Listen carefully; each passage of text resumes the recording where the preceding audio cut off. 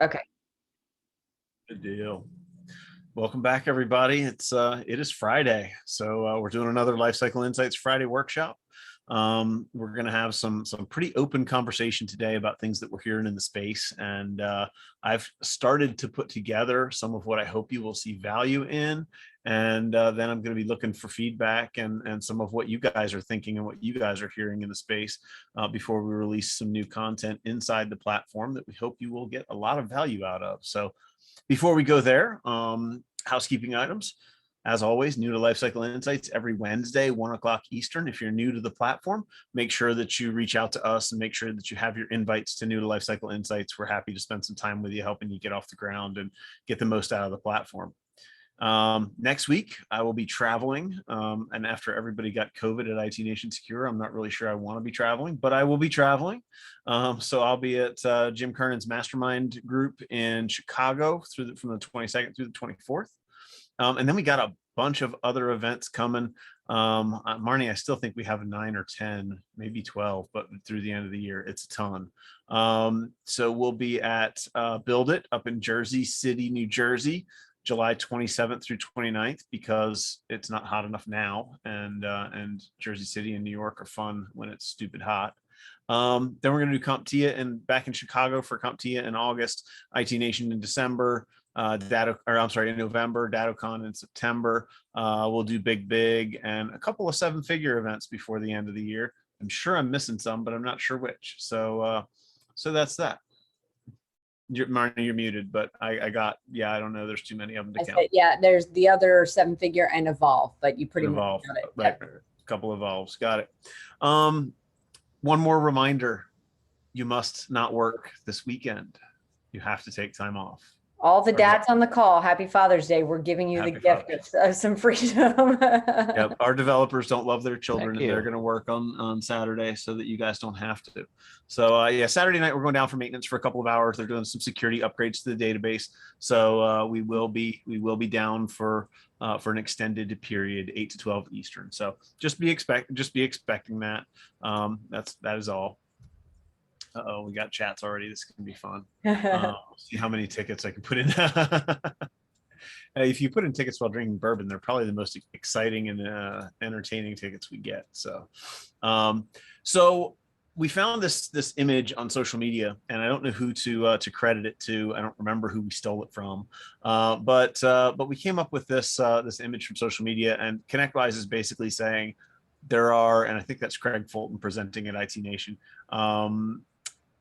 Oh, Tim, it was you. Okay. Oh, was that your photo, Tim? That's awesome. Well, thank you, Tim. Hold on 1 second. Photo. Editing. We can now credit the photo. We're all for accuracy. If we right. Hey, I admitted I stole it. I just want to say that. They took this photo at ITNation. Tim took this photo at ITNation. We saw it and thought, hey, you know what? This is a great conversation, because we've been talking a little bit about getting your internal house in order as MSPs. We've talked about what does the risk assessment for MSPs look like to make sure that you're doing the right things and doing the things that are actionable and attainable. I thought ConnectWise had a pretty great list. And we actually have a list that goes alongside of this really, really well. So, these things: verify installation of all software. Basically, they're telling you make sure that you know what's installed and where, and security software installed across your entire base, management software installed across your entire base. MFA everywhere. This is a pretty simple, pretty common one. It blows my mind, and it was actually brought up at ITNation Secure.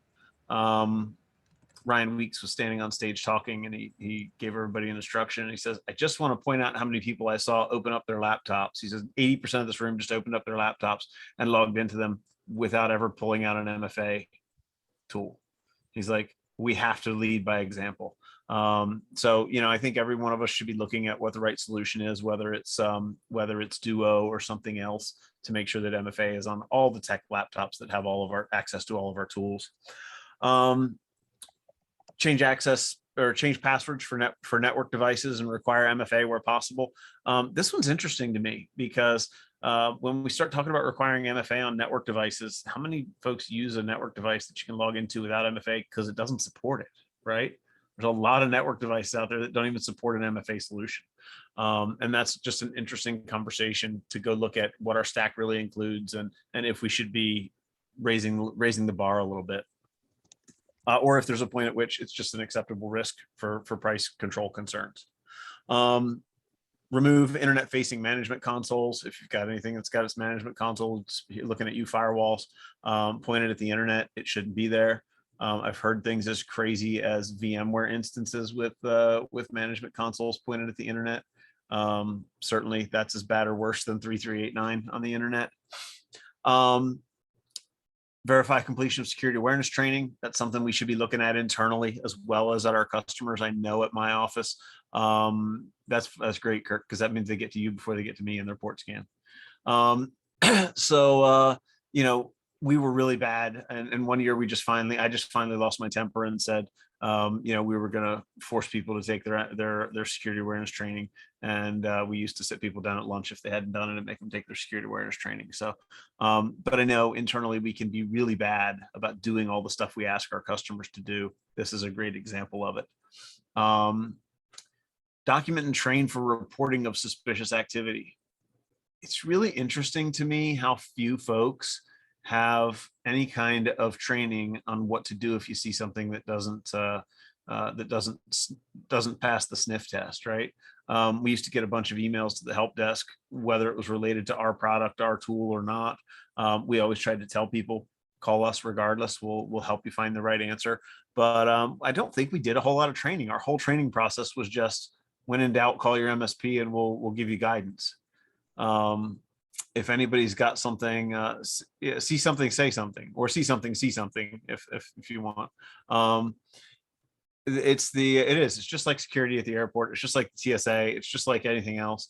But sometimes there's a where and who to say it to, right? If you're a medical organization, you have a responsibility under HIPAA to have that point of contact for escalations and those kind of things.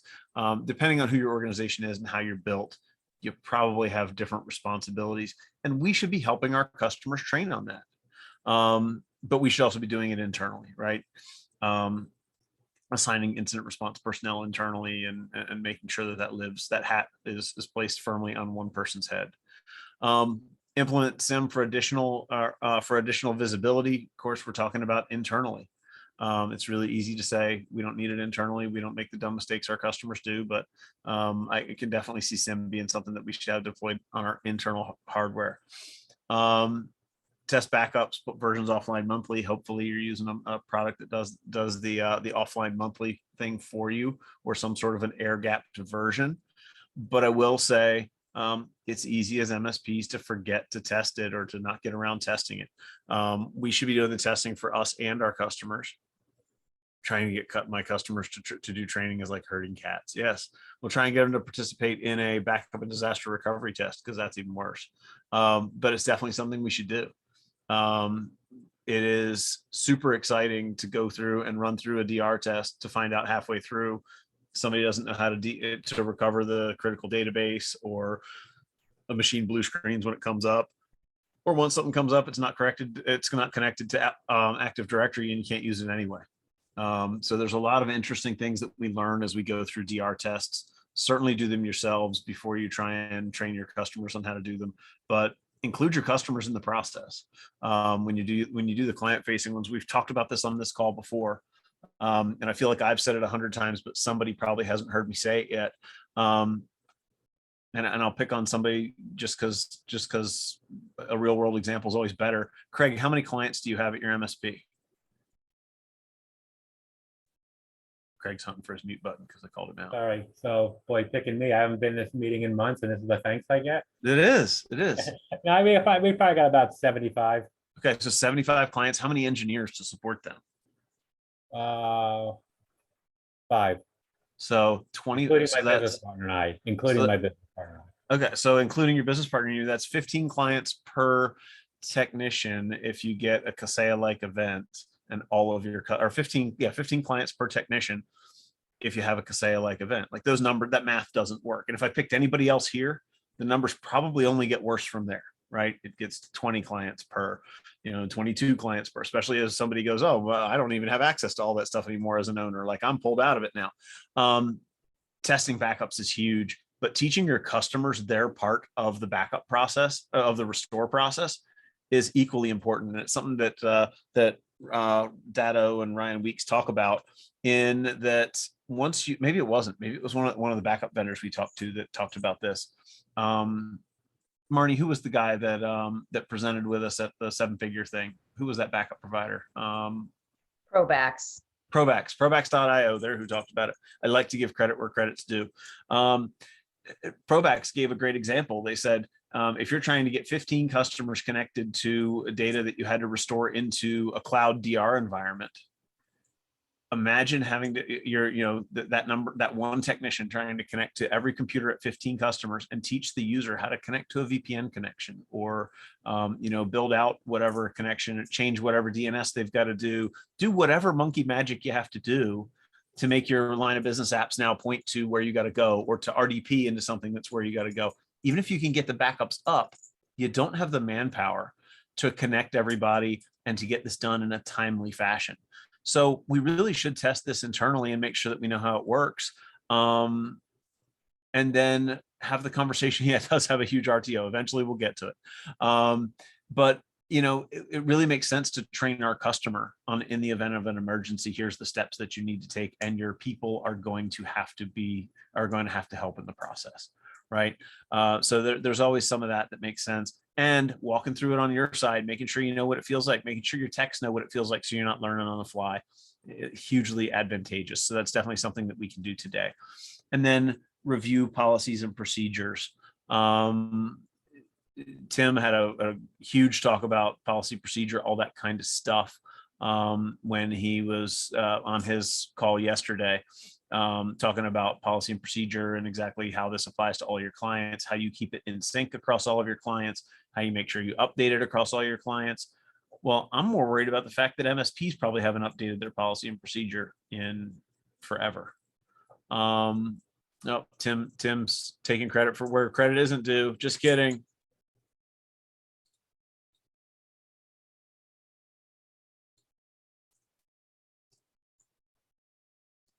All right. So the policies and procedures are something that I learned new when I was working with Brian Blakely and Matt Lee. If a policy or procedure doesn't get touched in a year, most of the organizations that come in and audit you, including your insurance company and some of these other ones, are going to throw it out and say it's just as bad as not having one if you haven't reviewed it, updated it, and put some type of a new date and timestamp on it in the last year. I'll tell you, at my MSP, I was guilty of that. I definitely had policies that were over a year old that we hadn't touched. Our data destruction policy was right. It worked. Why would we change it? Some of that stuff was just a pain in the neck and you didn't get to it. So to that end, we worked through with Matt Lee and Cosent Cybersecurity. We worked through and came up with 19 policies and procedures that every MSP should have internally. Now, some of this was part of my handbook. Some of this was part of additional, standalone policies and procedures. But I think this is a pretty good list. It covers a lot of things. I would add to this, because I think every business needs to have an electronic funds transfer policy, but this is what Cosent Cybersecurity says you ought to have. Even if your electronic funds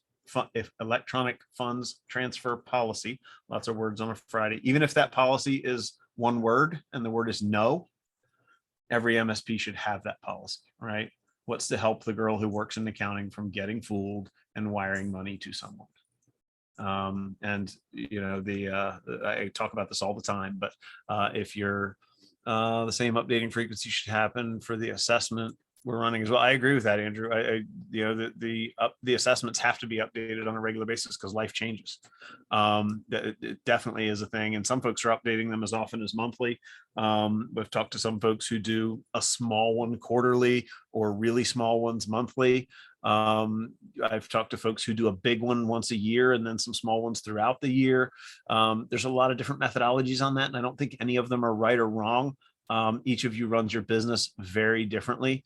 Kirk's doing them every 6 months. Kirk comes out of the Gary Pica school of thought, which I think is a good one. Like, he's got a very, very sound business practice behind it. So, you know, if you're following that business, that train of thought in your business, and that's how you run your business, great. At my MSP, we did most of them quarterly. But we did them on a cadence that matched the size of the customer. So our smaller customers got them less often. But policies and procedures should get updated at least once a year is the one big thing that I took away from my conversation with Matt and Brian. So as we start to put these two lists together, what I'm going to build out is an assessment, and one whole section of the assessment will be policies and procedures that I think MSP should be running internally. We're going to give this away to the community. If you're a Lifecycle Insights user, you'll get it inside of Lifecycle Insights, and we'll give you the ability to, you already have the ability, once we give you the template, to run it internally against your own internal tenant.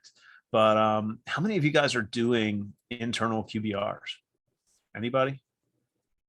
You can raise your hand, or you can come off mute and talk to me. So anybody here who does? It's Trish. We yep. we do quarterly reviews, the Nice. same ones that we put our customers through. That's what we did. As soon as I handed off account management to somebody else, I had them give me one. And it served to do two things. It held me accountable to the same standard that I had my customer under. But also it gave me visibility into how my human being was talking to my customers. And I got to feel what it sounded like coming from them as a customer. And it gave me a lot of traction to be able to train them and to make sure that the messaging was the same, whether it was my technical person giving that QBR or my non-technical account manager, because I had kind of one of each who did the same jobs.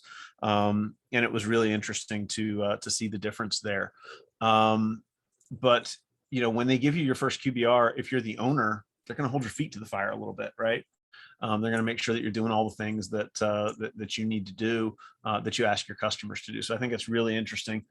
If you do your own account management, it's hard for you to give yourself a QBR. But as you start training people to do this, I think you should. If you're doing it yourself, I still think you should go through the motions. But if you're not, as you're training the rest of your team and bringing up the rest of your team, it's a great opportunity to bring them along and get some visibility yourself. Anybody have comments or questions about that? Tricia, if you've got anything, any insight on that, what you guys get from it, I'd love to hear it. So part of it's the same thing you said, delivering it exactly like we would deliver it to a customer. Also, so we do monthly reviews on the questions that we're asking to make sure they still make sense, they're still valid. What are we missing? Have the steps to check and verify something is in place still valid? Do we need to update those things for the people who are reviewing it? And sometimes we add new questions. When we add new questions, all of those steps that we would take with a customer, we take internally first before we roll it out to a customer. So, with the, when you're looking at CMMC, one of the things that you're supposed to be doing is shutting off cameras and microphones, right? Well, so, or the remote, being able to remotely activate them. Right. So we definitely tried to move forward with that, and we've run into hit or miss things, and had to turn them back on and then turn them back off, and then Microsoft will do an update and it'll break for us. So like we're able to catch a lot of those things internally before we try them on a customer. Yeah, no, that's awesome. That's pretty interesting. That's certainly, there's certainly some value there. So for those of you who aren't doing that, we're going to put out an assessment that I think you can use internally that may not be are we consuming all the same products and services or whatever, but it's going to give you a few additional things. What I'd like to hear from you guys is, what are the things that you're working on internally that may be interesting to the group?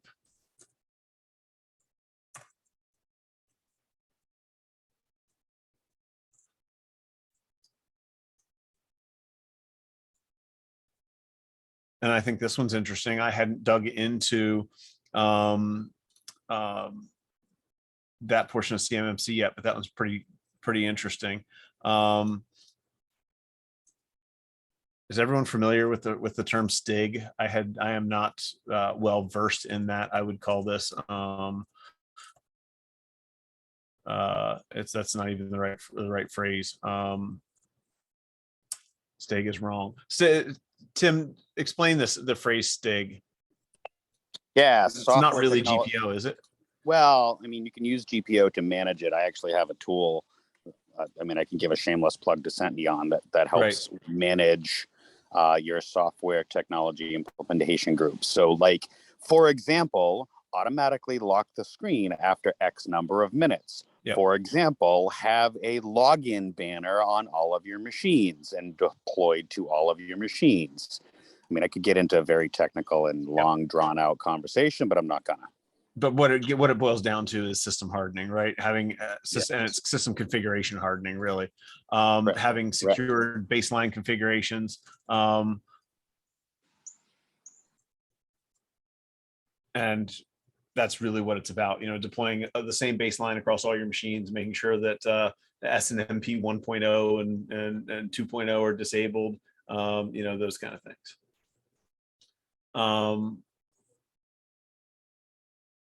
SOC 2 is a big one. Andrew, I'd be interested to hear the individual components of SOC 2 that are giving you trouble, because I think those are I think we need to get down in the weeds more than HIPAA and SOC 2, because each of those has 100 components, right? Are there individual pieces of that you're struggling with, or individual pieces of that you think are more important and timely right now, the things that are really actionable and that you ought to be working on, versus the things that are maybe aspirational and you're just not going to get to yet, or you have to check off as acceptable risks today because they're not realistic?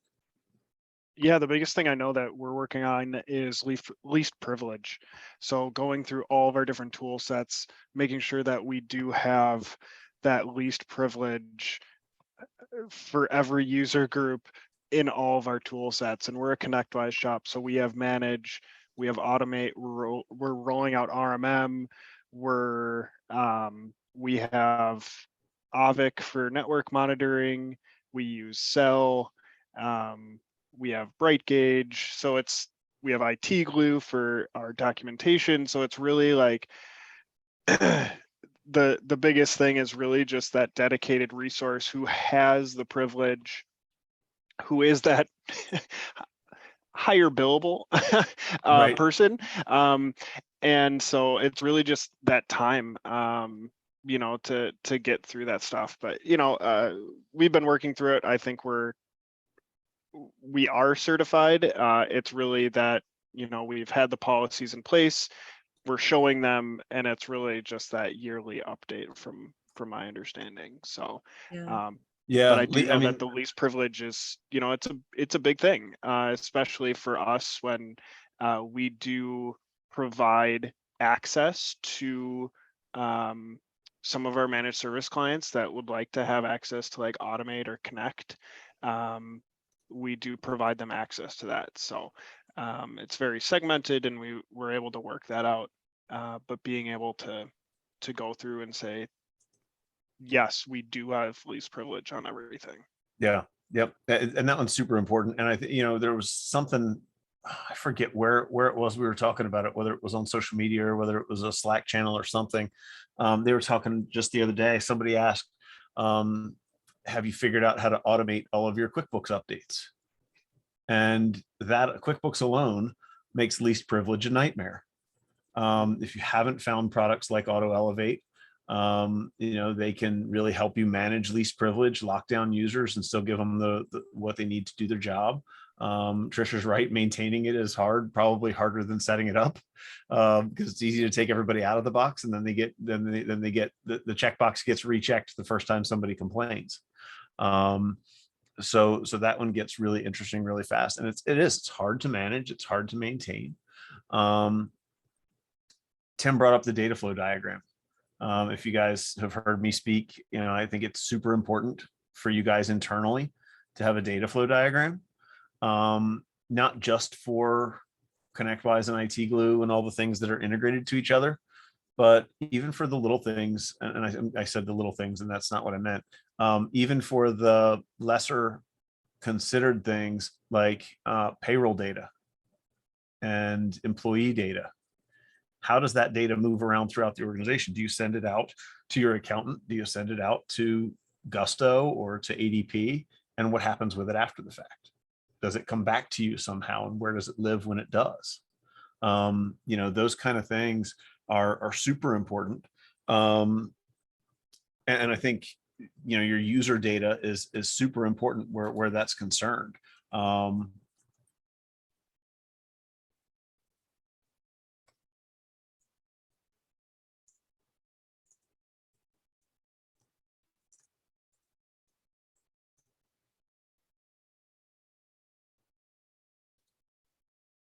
Rafi, when you say emailing and payment processing, what is it on the security side that, or on the, you know, when you're talking about risk assessment, what you can improve in your business, what part of that are you worried about? What part of that are you working on? Oh, you're a million miles away from your mic. I was referring to that regarding the data program. Oh, right. Yeah. Payment stuff could probably be included in here.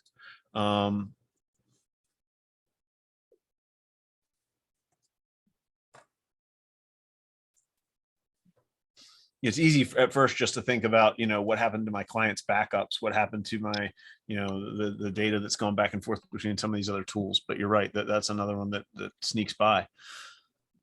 Greg says we're working on maturing our conversation around making sure that our clients have appropriate cybersecurity insurance. I think that's one you guys should be. I'm stunned that ConnectWise didn't get that one on their list. I think that's a huge oversight from ConnectWise not having cyber insurance on their list. It's in a lot of the Some people aren't ready for it. by that you mean they're getting turned down for it, or It's a lot harder to get it after you've been turned down. So get your house in Yeah. order, then get And- cyber insurance, you know. That should be number Yeah. one, maybe. I mean, this is why we talk about it every single QBR.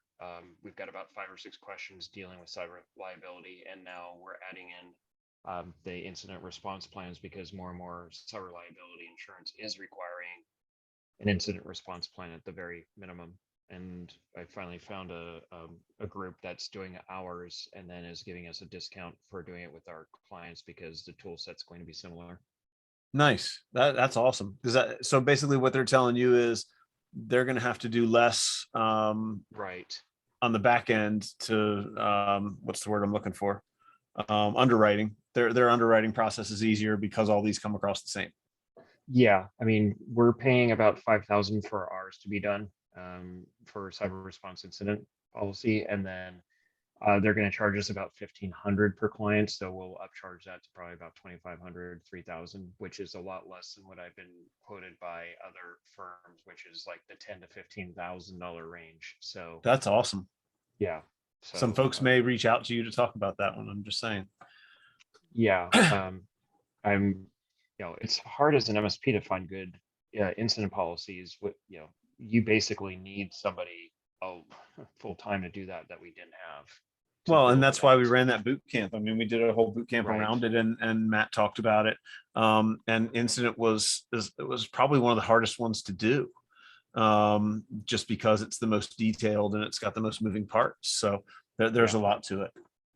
And you know, it helps build out some of the other policies as well, because then you can go back and go, wow, you know, we don't really have a good BDR recovery plan as a result of this incident response I plan. think you're talking into Rafi's mic right now. Sorry. You're we way go. far away. There you go. So yeah, it helps also build out the other policies or find out the gaps in your other policies as Yep. well. So I'm, you know, I'm kind of going through the experiment, and I'll be happy to share later on if this is a good group or not, and then can That would be awesome. refer others. That would be awesome. I feel like incident response has to be in this list. Yep, It there we is. go. It's number 12. It probably should be number 1, but it's number 12. So it's definitely in there.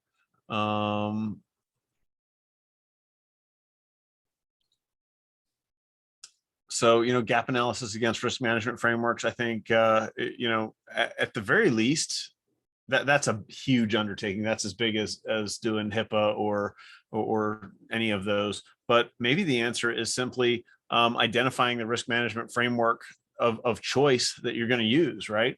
I hear from different folks. I'm a huge fan of CIS because I think it's more prescriptive than NIST, but at some point, each MSP kind of needs to say, this is the risk management framework that we utilize internally. We map to this and start working your way through it.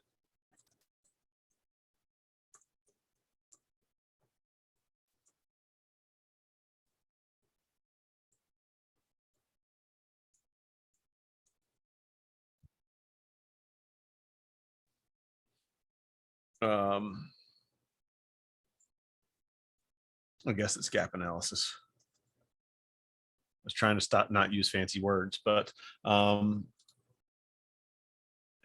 fancy words work better if you spell them. No, go away. How did I get that? All right. I don't know how to operate technology today. Yeah, CIS has a free tool for some of the policy stuff. There's a lot of tools out there. We can tool ourselves to death. At the end of the day, we got to find a way to figure, and we say it all the time, right? Start where you are and iterate. Sometimes that's just starting with a spreadsheet and making sure that you're moving in the right direction. The best part in my mind about CIS is the way that they've broken it out into implementation groups and made it easy. So if you're on CIS, implementation group 1 is an easy place to start. It's just a very small handful of what I would consider to be basic cyber hygiene type things. And it's the good practices that you ought to have in place as you work through this journey. No two of us are in the same place. If this looks overwhelming to you, understand that the place to start is number 1. Start through this one piece at a time. If you come across something and say, this is going to be a huge lift for me, if you get to, system configuration hardening and you go, oh my God, that's impossible for me. That's just not something I can do today. Okay, put it down and walk away and go look at least privilege and user modeling, or go look at deploying a SIM or documented training on reporting suspicious activity. You can't do it all at once. You just can't. And I actually requested something from our developers the other day, and their response to me kind of made me think about how MSP should be handling some of this. And that was, we get into really big, deep projects on the regular. And sometimes I just need something stashed away that's going to be easy, thoughtless, not a whole lot of work. And so go ahead and put in a ticket for that. And I'm not going to put it on the roadmap or not going to plan for it, but I know it's there, and I'll just get to it one day when my brain needs a rest. And somebody had asked for an export feature on a page, and they're just going to go build it. Removing internet facing management consoles seems like brainless, like, hey, I'm fried on Tuesday before noon, my brain can't handle anything really deep for the rest of the week. Let's just go start inventorying internet facing management consoles and making sure that they're not hanging out on the internet, right? So some of this stuff, MFA everywhere. It's literally just a matter of going and checking and make sure it's deployed in the places that you need it, and creating tickets so that you can go and work through it later. So I think there are some what I would call easy, low-hanging fruit things on this list, but we're going to put together an internal list. I'd love some feedback from you guys as we get version 1 of it out, and we'll start to add some more things to it and continue to kind of poke through it. My goal is to mirror CIS and give it to you in implementation groups based on low-hanging fruit and easy. So before I put the first version of it in the platform, I probably will ping a few of you guys and get your feedback on how to lay those things out in the right implementation groups that make sense, because obviously the power of community is smarter than the power of one. Anybody got anything that they're just really diehard about that they feel like should have made this list that isn't here?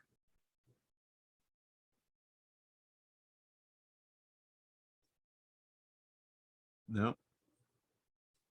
I guess I can add, privileged access management, same thing. Just kind of thinking through the vendors that we talked. What the other one is that I think should be out there for everybody is, and we have some apps finally coming to the table here.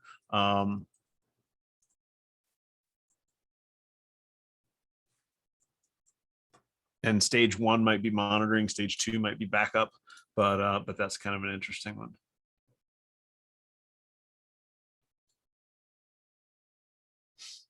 That's a great question, Rafi. Is anybody here going to the trouble to create separate individual admin accounts for across all your clients for each tech versus checking out, using a PAM solution or a password manager or IT glue or something to store all the admin passwords? And if you don't want to tell your dirty secrets here, you don't have to, but it's a huge tool. It's a huge pain. That's why these tools exist. I'll tell you, we did it at my MSP. It sucked. And every time we fired or hired an engineer, it sucked again, to the point where we scripted most of it. If you're not utilizing your RMM tool to manage your user accounts, you're selling yourself short. Automation can create a user account. You edit the script once, you run it across all of your clients, and it creates Alex Farling at client domain. You edit the script again, you run it across all your clients again, and it kills Alex Farling at all of the domains. So think about utilizing your automation tools for this. It is a very powerful way to do it, and it saved, it might have even kept my service manager from quitting, the fact that we put all that energy into it, because I know tier 1 techs, interns, there's high turnover rates in a lot of these places. It's fast and easy, even just for getting rid of the intern account who doesn't have a privileged account, but has an account at a company. So it's certainly valuable. Can I ask a philosophical question on that? Yeah. Just my own opinion on it, I guess, is I feel like that is the exact opposite of what we preach on the other side, which is don't have too many global administrators for like a 365 account. Like you go in there and you see 8 global admins, you're like, what the heck are you doing? So yeah. I feel like if we gave all 15 or 20 of our techs admin rights into each client, wouldn't that be just a larger attack surface to hit with multiple ways in? That just seems yes. like the opposite to me. Like I feel like that would be the wrong way to go. Well, but if we do it correctly, we protect those with MFA. We audit those on a regular basis. I would argue that you probably don't give every engineer admin access at every customer, right? We probably have customers who this engineer never visits and that engineer never visits. As you get bigger, you get into pods. There are solutions out there like Ruffian and some of these other PAM solutions. We did, everyone gets an account. Until we brought on Auto Elevate, we had to juggle that whole, and it was, they get an account and they have Duo. If you had an admin account, it had to be Duo supported. So we've got multi-factor at every one of them. And then the last step of it is deploying something like Auto Elevate, so that then you can strip back permissions from those admin accounts and you don't necessarily need them anymore. The really cool thing is with your automation and with your scripting, you can actually, through LabTech or your RMM tool, as a dummy user who has access to an RMM, you can give yourself domain admin creds from the command line, right? So, the answer may be, and for us, the answer was we had at least 3 domain admins at every account. And if somebody needed it, they would go create themselves. They would go elevate themselves to domain admin. And then they would go, remove themselves as domain admin. I will tell you, there is, and I wish I still had the script, but we had a Perl script.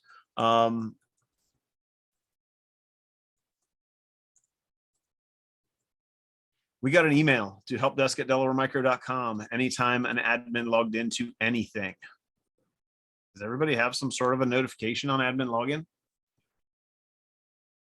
If I get an email that says, Kirk logged into my #1 customer's network as an admin, well, now I know Kirk gave himself admin. Liar. Well, I would agree with you, Rafi, but that script is 14 years old or something like that at this point. We had it for a long time, and it was a joke internally. I mean, we were such a ragtag shop when we originally wrote it that it was literally called the a-hole script, and it would send an email that said some a-hole logged in as admin at client name. But it was in Perl because it was ancient. And the guy that wrote it probably wrote it in Perl 5 years before he gave it to me. But the point is, you can do it today in probably any number of things. Why not? Why wouldn't you want to get an email that says somebody logged in as admin? Can I tell you how many times I got to pick up the phone and call a customer and go, is everything okay? Somebody logged into your network just 5 minutes ago with the break glass account that we delivered to you in a sealed envelope. And that just doesn't seem right. Is everything all right? And, you know, once or twice we found out some jackass was there with a thumb drive trying to scan the network to give them a quote for somebody else. And we knew about it because they logged in. So many reasons to give yourself some sort of a method, whether it's, you know, a better language than Perl, but give yourselves a script that notifies on the admin login. Use your RMM tool to deploy that functionality to all of your servers, and make sure that you know when something like that's happening. Yeah, Symlogs probably are the modern function for it, but and do you want to get a pop off from your sim every time somebody logs in as domain admin? Maybe it might be worth it. In my help desk, I mean, you literally hear it in the bullpen. Hey, who logged in as admin? And you know, because they'd see the title of the email come through. And nowadays you could do it. You could probably do it with an email to a Teams channel, so that it doesn't have to create a ticket. It doesn't have to, you know, make more work for somebody to go close a ticket. I would argue that this doesn't need to be a ticket, Tim. And we, you know, that to each their own, right? But do you want to have to close the ticket for every one of these? Do you want to have to go touch that for everyone, or do you want to just have a scrolling Teams channel that everybody goes, hey, who was that? Okay, it was me. Good, life is okay. You know, and to each their own, but it creates a lot of ticket closing when you have 10 admin logins a day or 20 admin logins a day. But definitely things to think about. And the answer for this might be SIM, right?